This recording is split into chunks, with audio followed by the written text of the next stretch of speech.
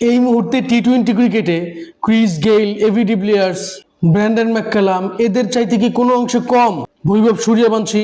গতকাল royal Challengers Bengaluru 200 run করেও তাদের রক্ষা হলো না।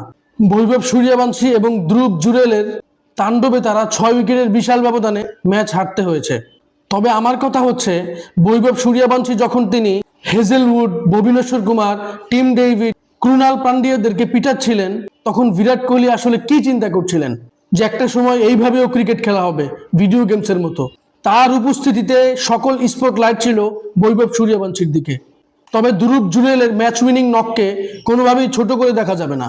আজকে হয়তো বৈভব সূর্যবংশীকে অনেকেই প্রশংসায় ভাসাচ্ছে, অনেকে অনেক রকম টাইটেল দেওয়ার চেষ্টা করছে।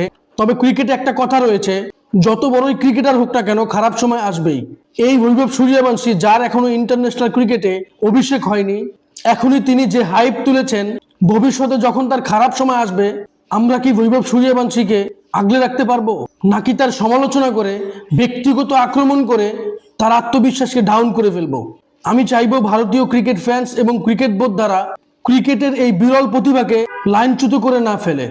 ভালো সময় আমরা যেমন তার পাশে রয়েছি, খারাপ সময়ও তার পাশে আমাদেরকেই থাকতে হবে।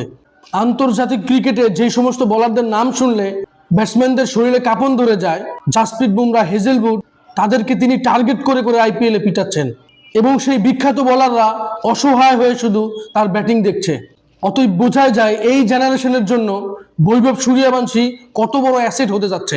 এ নিয়ে আপনাদের কোনো মতামত থাকলে অবশ্যই আমার সাথে শেয়ার করবেন। ভিডিওটি ভালো লাগলে লাইক, কমেন্ট, শেয়ার, সাবস্ক্রাইব করবেন। ধন্যবাদ।